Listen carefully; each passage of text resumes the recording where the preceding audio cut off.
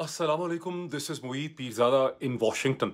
सबसे पहले तो मुझे एपोलोजाइज़ भी करना है और एक एक्सप्लेनेशन भी देनी है इस चीज़ की कि मैं तकरीबन 2 दिन से अपने यूट्यूब से गुम हूँ। वो मैंने इंग्लिश की एक वीडियो रिकॉर्ड की थी और मेरे बेतहाशा मैसेजेस मुझे जो हैं वो यूट्यूब के ऊपर आ रहे हैं। वैसे भी मुझे मैसेजेस आ रहे हैं कि मैं कहाँ गुम हो गया हूँ। मैं ठीक हूँ, मैं खैरियत से हूँ। तो पहली बात है, मैं बिल्कुल खैरियत से हूँ, कम से कम अभी तक तो हूँ, ज़िंदा सलामत हूँ। और वजह ये है कि मैं 2-3 चीज़ें आपको एक्सप्लेन करना चाहता हूँ। मैं देख ज़रूर रहा हूँ पाकिस्तान की डेवलपमेंट्स को, लेकिन मैं वीलॉग जो है जब भी करता हूँ, मुझे कम से कम 5-6 घंटे की उससे पहले मैं पढ़ता हूँ हर चीज़ को, जितना कुछ पब्लिश हुआ होता है उसको पढ़ता हूँ, जो कुछ ट्विटर पे लोग कह रहे होते हैं उसको देखता हूँ, जितने मेन वीलॉगर और ब्लॉगर्स हैं, वो जो कुछ उससे पहले वीडियोज़ अपनी कर चुके होते हैं, उन सबको मैं वॉच करता हूँ। फिर कुछ लोग रिपोर्टर्स हैं, उनकी मुझे खबरें आती हैं, कुछ वकीलों की खबरें आती हैं, कुछ और सोर्सेज़ की आती हैं।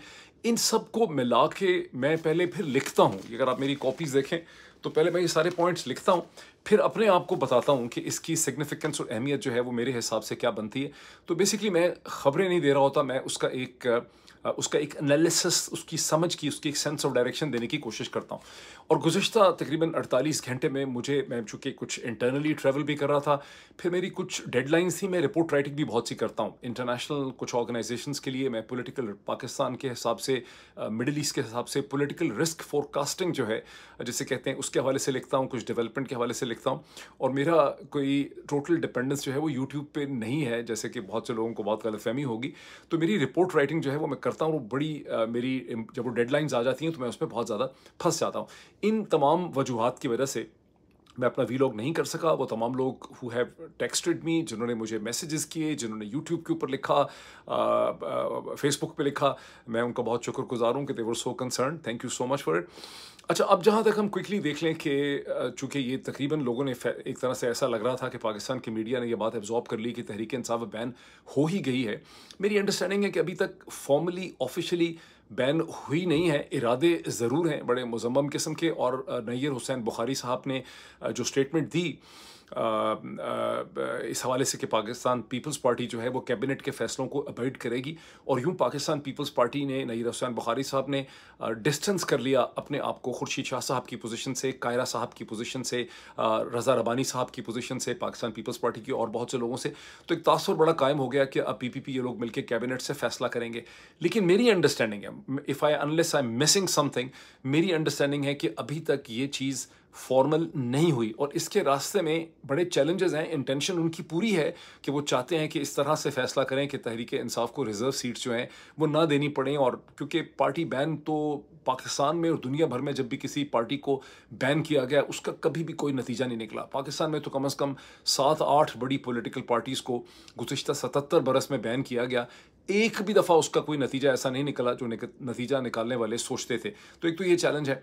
फिर सबसे बड़ा चैलेंज ये है कि as per the constitution of Pakistan, जब तक सुप्रीम कोर्ट उसके ऊपर अपनी मोहर सबत नहीं करेगी, ये बैन फाइनल नहीं हो सकता।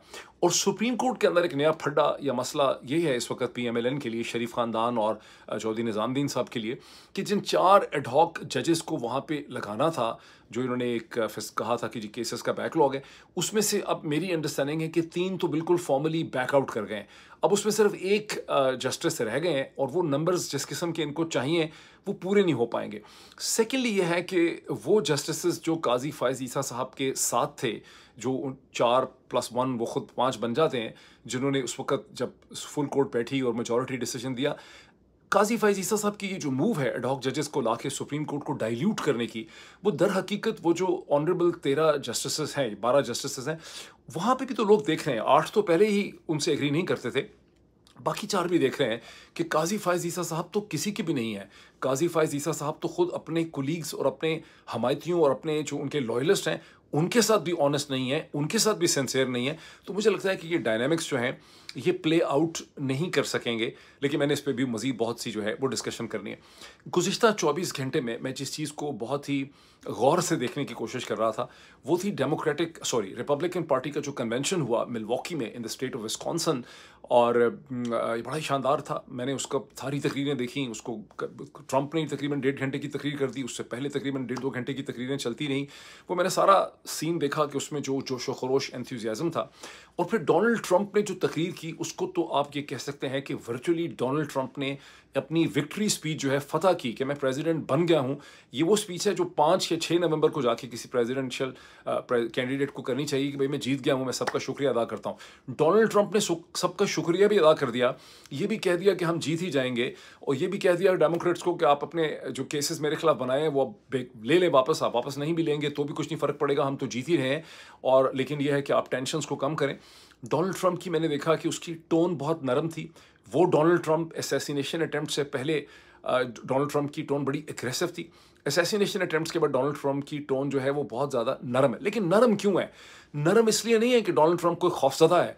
डोनाल्ड ट्रंप को ये पूरा एतमाद हासिल हो गया। अब जो वो बोल रहा है तो वो बिल्कुल एक प्रेसिडेंट की तरह से बोल रहा है, जिसने ये भी कहा है कि मैं आधे अमेरिका का सिर्फ अपने सपोर्टर्स का प्रेसिडेंट नहीं बनना चाहता, ये कोई बात नहीं है, मैं पूरे अमेरिका का प्रेसिडेंट बनूंगा। तो अब इस पॉइंट से आगे मुझे ऐसा लग रहा है कि डोनाल्ड ट्रंप अपने आप को एज अ प्रेसिडेंट कंडक्ट कर रहा है। उसको ये अंदाज़ा हो गया है कि मैं बड़ी आसानी से ये इलेक्शन जीत जाऊंगा, अनलेस कि कोई मुआवजा हो जाए या कोई हादसा हो जाए।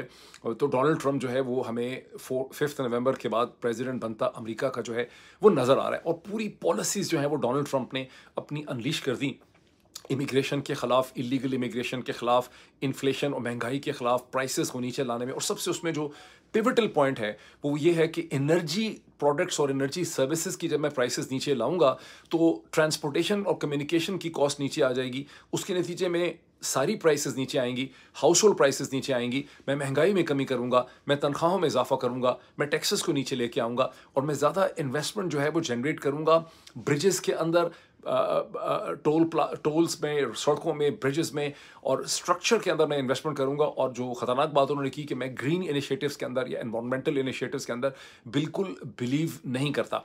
लेकिन साथ ही इलेक्ट्रिक कार्स के खिलाफ उन्होंने बड़ी पोजीशन ली। लेकिन जब उन्होंने ये सब अमेरिका के अंदर के हिसाब से बातें की, तो जिस चीज़ में मैं बहुत इंटरेस्टेड था कि उन्होंने कहा कि मैं हर किस्म का इंटरनेशनल क्राइसिस जो है वो मैं ख़त्म करूँगा। यूक्रेन पे तो वो बिल्कुल क्लियर हैं।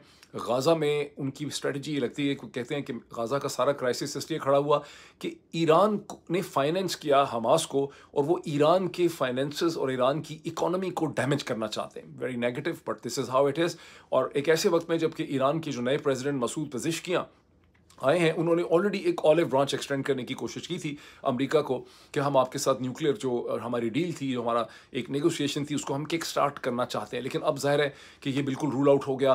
पाकिस्तान ईरान पाइपलाइन जो है वो भी बिल्कुल जो है रूल आउट होते हुए हमें नज़र आती है। अब इसमें एक चीज़ हो सकती है कि वो भी बहुत मुश्किल है, बहुत ही ज़्यादा मुश्किल है। मैंने एक डिस्कशन की थी स्टीव पेन के साथ, मैंने उसको डाला है इंग्लिश के चैनल के ऊपर, आइकॉनोक्लास्ट विद मल्टीमीडिया के अंदर। उसको ज़रूर आप इसे कहते हैं देखें, बिकॉज वो बड़ी एक इन डेप्थ और बड़ी सब्सटेंटिव डिस्कशन है। और मुझे बहुत से लोगों ने, मैंने उस पर कॉमेंट्स देखे हैं, लोगों ने कहा कि जी आप कम अज़ कम उर्दू में इसका एक थोड़ा सा तज्जिया कर दें। तो उससे पहले कि मैं उसका तज्जिया करूँ, मैं आपको थोड़ा सा ये क्लियर कर दूँ कि इसमें थॉमस पेन ने तो बड़ा क्लियरली कहा है कि कामला हारिस के अलावा कोई और डेमोक्रेटिक कैंडिडेट यहाँ पे आ नहीं सकता, बिकॉज अमेरिका का लॉ जो है, जो कैंपेन का लॉ है, वो कैंपेन फाइनेंसिंग का जो लॉ है, वो ये इजाज़त नहीं देता। फॉर इंस्टेंस जो एक बहुत ही पॉपुलर और बड़े कॉन्फिडेंट गवर्नर हैं कैलिफोर्निया के, गेविन न्यूसम, ये कुछ और भी ऐसे गवर्नर्स हैं जिनको डेमोक्रेट सामने लाना चाहते हैं। लेकिन इशू ये होगा कि वो जो आएंगे तो $200 मिलियन से ज़्यादा की कैंपेन फाइनेंसिंग बाइडन ने इकट्ठी कर रखी है, और वो बाइडन कामला हारिस कैंपेन के लिए वो लोगों ने पैसे दिए हैं। अब लॉ ये कहता है कि अगर कामला हारिस ही उसको इनहेरिट कर सकती है, और कामला हारिस के अलावा अगर किसी और को नॉमिनेट कर देते हैं प्रेसिडेंट बाइडन, क्योंकि बहुत इसके चांसेस हैं कि प्रेसिडेंट बाइडन जो है वो इस रेस से विड्रॉ कर जाए, खासे इसके चांसेस हैं। तो अगर प्रेसिडेंट बाइडन इससे विड्रॉ करते हैं तो सिर्फ कामला हारिस ही उस $200 मिलियन प्लस जो रेस किया है इन दोनों ने, रनिंग मेट और प्रेसिडेंट ने, उसको कोई और इनहेरिट नहीं कर सकता, गेविन न्यूसम नहीं कर सकता, कोई और गवर्नर नहीं कर सकता। ये मुझे चीज़ कल जो है स्टीव पेन से मुझे पता चली है। तो अंडर द सर्कमस्टेंसेस तो अगर प्रेसिडेंट पीछे हटता है तो फिर कामला हारिस है, जिसकी अपनी रेटिंग जो है, क्योंकि कामला हारिस को कभी उनको कामला हारिस को कभी इमर्ज करने का मौका ही नहीं मिला। कुछ प्रेसिडेंट बाइडन के साए में वो ऐसी रही हैं कि उनकी कोई पर्सनैलिटी सामने नहीं आई। अगर आप उसको कंपेयर करें कि जेडी वैंस, जिसको अभी ट्रंप ने अपना वाइस प्रेसिडेंशियल रनिंग मेट जो है वो सेलेक्ट किया है, वो ऑलरेडी आपको लगता है कि उसके अंदर एक खास किस्म का कॉन्फिडेंस है, उसमें एक पर्सनैलिटी है, उसका अपना एक कैरिज्मा है, उनकी बड़ी खूबसूरत, बड़ी कैरिज्मेटिक, इंप्रेसिव, बड़ी पढ़ी लिखी, Indian origin, my understanding is American Indian origin जो है, खातून भी हैं जो वकील बीवी हैं उनकी, जिन्होंने येल से उनके साथ लॉ किया हुआ है। तो वो एक में उसमें एक आपको रमक जो है वो ज़िंदगी की नज़र आती है। कामला हारिस के अंदर आपको कभी भी वो स्पार्क जो है वो नज़र नहीं आया। तो इस हिसाब से डेमोक्रेट्स की सिचुएशन खासी पतली जो है इस स्टेज के ऊपर नज़र आती है। एक इंटरेस्टिंग पॉइंट ये नोट कीजिए अमेरिका की पॉलिटिक्स के हवाले से कि रनिंग मेट बाइडन की कामला हारिस थी, वही वाइस प्रेसिडेंट बनी, वो भी एक इंडियन ओरिजिन की थी। अभी जो वाइस प्रेसिडेंट आए हैं JD वैंस, उनकी जो अहलिया हैं वो भी इंडियन ओरिजिन की हैं।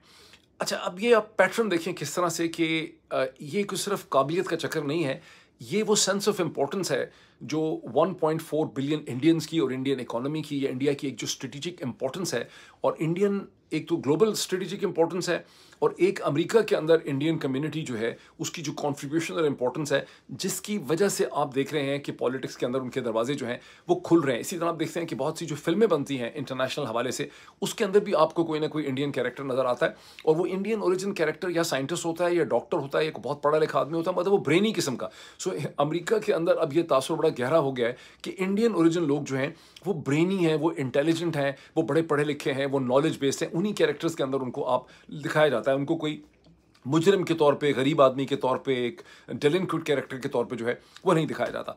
अब मैं आ जाऊँ क्विक कमेंट्स में कि मैंने स्टीवन पेन या स्टीव पेन का मैंने जो इंटरव्यू जो है वो मैंने क्यों किया।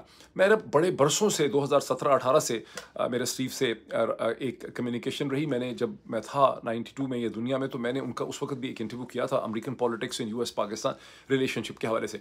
उसकी वजह है कि स्टीव जो है वो पाकिस्तान के लॉबिस्ट रहे हैं जनरल मुशर्रफ के ज़माने में 2001 से 2004 के दरमियान। उसके बाद भी उनका बड़ा रब्ता रहा पाकिस्तान की मिलिट्री इस्टेब्लिशमेंट से, जनरल साहिबान से उनका बड़ा ताल्लुक रहा, इंटेलिजेंस के साथ उनका बड़ा इंटरेक्शन रहा है। वो बहुत ज़्यादा उन्होंने विजिट किया है पिंडी को, वहाँ उनकी बड़ी मुलाकातें रही हैं, कुछ उसमें दिखाई भी, मैंने पिक्चर्स आपको दिखाने की कोशिश की। जनरल मुशर्रफ के साथ बहुत उनका, जनरल मुशर्रफ जब नहीं भी थे पावर में तो भी उनका बहुत ज़्यादा रिलेशनशिप जो है वो जनरल मुशर्रफ से रहा, और जनरल मुशर्रफ के बड़े इस किस्म के मसाइल भी थे जिनको वो बाद में रिजॉल्व करने की कोशिश करते रहे। फिर 2020 में इमरान खान की हुकूमत ने उन्हें एज अ लॉबिस्ट हायर किया, लेकिन ये $0 कॉन्ट्रैक्ट था जिसमें पाकिस्तानी डायस्पोरा ने इसको पे करना था। सब्सिक्वेंटली पता नहीं क्या हुआ कि इवन पाकिस्तानी डायस्पोरा से भी स्टीव ने जो है अपना मुआवजा जो है वो नहीं लिया। लेकिन ये जो लॉबिंग थी ये फैटफ के हवाले से थी। आपको पता है फाइनेंशियल एक्शन टास्क फोर्स में जब पाकिस्तान को ग्रे लिस्ट में डाला गया तो ये महज कोई फाइनेंशियल और मसला नहीं था, इकोनॉमिक मसला नहीं था, ये पाकिस्तान की रेगुलेशन का मसला नहीं था, ये दर हकीकत एक सियासी मसला था। इसके अंदर एक बड़ी कॉम्प्लेक्स किस्म की पॉलिटिक्स थी और पाकिस्तान से बहुत सी चीज़ें करवाई जा रही थी, जिसके नतीजे में आपने देखा कि कश्मीर रिलेटेड जितने मिलिटेंट्स और तंजीमें थी उनको पाकिस्तान ने प्रोस्क्राइब तो कर दिया हुआ था, फिर उनको अरेस्ट कर दिया, जेल में डाल दिया, केसेस उनके चलाए। ये असल इसका मामला था। बाकी रेगुलेशंस तो पाकिस्तान से कहीं ज़्यादा कमज़ोर मुंबई के अंदर है फाइनेंशियल रेगुलेशन। इनफैक्ट मैं जितनी पाकिस्तान में थ्योरेटिकली रेगुलेशंस को टाइटन कर दिया गया, जितना कंट्रोल है बैंकिंग के ऊपर, इतना अमेरिका में भी नहीं है। इतनी ज़्यादा सख्ती, इतनी जो है ना स्क्रूटनी यहाँ पर नहीं होती है ट्रांजैक्शंस की जितनी इस वक्त पाकिस्तान में होती है। तो मामला ये कभी भी नहीं था। तो स्टीव और स्टीव की टीम जो है उसने उसमें बड़ा रोल प्ले किया। स्टीव की बड़ी अंडरस्टैंडिंग है रिपब्लिकन पार्टी मशीन के अंदर स्टीव पेन की, बिकॉज उनके हर प्रेसिडेंट और हर प्रेसिडेंट की फैमिली के साथ और उनके एसोसिएट्स जो है रिपब्लिकन, उनके साथ ताल्लुक रहा। वजह उसकी क्या है? वजह उसकी है कि he is in fact an energy consultant, is a very rich man, जो ह्यूस्टन के अंदर एक बहुत बड़ी स्टेट उनकी है जहाँ पर वो रहते हैं। कल जब मैंने इंटरव्यू उनका किया तो वहीं पे वो थे। और आपको पता है कि ह्यूस्टन की अमेरिका की एनर्जी मार्केट्स में, ऑयल मार्केट्स में बहुत इंपॉर्टेंस है। तो उनका एक बड़ा रिलेशनशिप है जिसकी वजह से उनको रिपब्लिकन पार्टी के अंदर के डायनामिक्स भी पता है और पाकिस्तान वर्सेस US के डायनामिक्स भी उनको पता है। तो एक आप ये देखें कि उन्होंने ये क्लियर मैसेज दिया पाकिस्तान के जनरल साहिबान को कि आप इस चीज़ को समझने की कोशिश करें। इस इंटरव्यू में जो मेरे साथ डिस्कशन हुई, आप इस चीज़ को समझने की कोशिश करें कि अमेरिका की जो कांग्रेस है, उसका जो हाउस है, वो स्प्लिट है। किसी भी चीज़ पे उनका कंसेंसस नहीं हो पाता। अमेरिका की डोमेस्टिक किसी लेजिस्लेशन में, एनर्जी के बिल में, आर्टिफिशियल इंटेलिजेंस पे, टिकटॉक पे, इलेक्ट्रिक कारों पे कहीं उनका कंसेंसस नहीं होता। लेकिन 368 वर्सेस 7 के कंसेंसस उनका हो गया है पाकिस्तान में कि पाकिस्तान में जमहूरियत के तसलसल के लिए इकदाम लेने चाहिए। अमेरिकन एडमिनिस्ट्रेशन जो है उसको इस हवाले से काम करना चाहिए। ये उन्होंने दिया। फिर ये कि पाकिस्तान में जो इलेक्शन हुए हैं वो ठीक नहीं हुए, इन इलेक्शन के बारे में इन्वेस्टिगेशन और तहकीक और स्क्रूटनी होनी चाहिए। पाकिस्तान में इंसानी हकूक जो है वो पामाल किए जा रहे हैं। रहे हैं, पाकिस्तान में मीडिया फ्रीडम्स जो हैं वो बुरे हालात में हैं और पाकिस्तान में रूल ऑफ लॉ नहीं है। तो इससे क्या स्टीव का कहना ये था कि ये पाकिस्तान में पिंडी में हमारे जो सीनियर अफसरान हैं उन्हें समझना पड़ेगा कि ये एक पार्टी का पर्सपेक्टिव नहीं है। 368 वर्सेस 7 का मतलब है कि अमेरिकन कांग्रेस, और अमेरिकन में थोड़ा सा आपको एक और पर्सपेक्टिव दे दूं कि हर सेनेटर तो इसमें नहीं थे, ये हाउस के थे, ये जो 435 मेंबरान हैं हर एक के पास तकरीबन 100 के करीब उसके कांग्रेशनल एड्स होते हैं जो कि स्टेट उसको प्रोवाइड करता है, वो लोगों के टैक्सेस से ये गवर्नमेंट उसको प्रोवाइड करती है। 435 लोगों के पास हर के पास 100 कांग्रेशनल एड होने का मतलब है कि 40,000 से ज़्यादा कांग्रेशनल एड जो हैं वो काम करते हैं, उनकी टीम्स काम करती हैं। आप ये देखिए कितनी बड़ी पढ़ी लिखी पॉलिटिकल प्रोसेस से रिलेटेड कम्युनिटी जो है उसने पाकिस्तान के ऊपर अपनी एक जजमेंट और अपना फैसला जो है वो सादर किया। ये वो चीज़ थी जो स्टीव ने समझाने की कोशिश की और उन्होंने बताने की कोशिश की। सेकंड रीज़न ये था मेरा जो प्रिंसिपल, बल्कि आप समझे कि मैं चाहता था कि स्टीव से मैं ये कहूँ कि रिपब्लिकन पार्टी की मेन कौन लोग होंगे जो आने वाले प्रेसिडेंट की टीम का हिस्सा होंगे। उसमें आप देखा कि उन्होंने एक एम्बेसडर जो जर्मनी में थे उनका उन्होंने नाम लिया, जो बाद में जो है और पोजीशंस पे ले हैं, डिप्टी नेशनल इंटेलिजेंस के वो डायरेक्टर रहे हैं, उनका उन्होंने कहा। इसी तरह से उन्होंने सेक्रेटरी डिफेंस की तरफ बताया कि वो कौन हो सकते हैं और बाकी टीम की तरफ उन्होंने इशारे किए। मैं अभी ये कोशिश जो है ये जारी रखूँगा। मैं जैसे ही मुझे मौका मिलता है, अभी तो I have to take a flight, लेकिन मैं जैसे ही लैंड करता हूँ और मेरे राब्ते रहेंगे, मेरी कोशिश ये है कि मैं ज़्यादा से ज़्यादा एक्यूरेट इन्फॉर्मेशन अगले 4 महीने में अमेरिकन पॉलिटिकल सिस्टम की भी आप सबके सामने लाता रहूँ, इंग्लिश में भी करूँ और फिर जो इंग्लिश में उसका छोटा सा तबसरा जो है मैं उर्दू पे कर दूँ। तो अभी इतना ही, फिर आपसे इंशाल्लाह मुलाकात होती है। Thank you so much.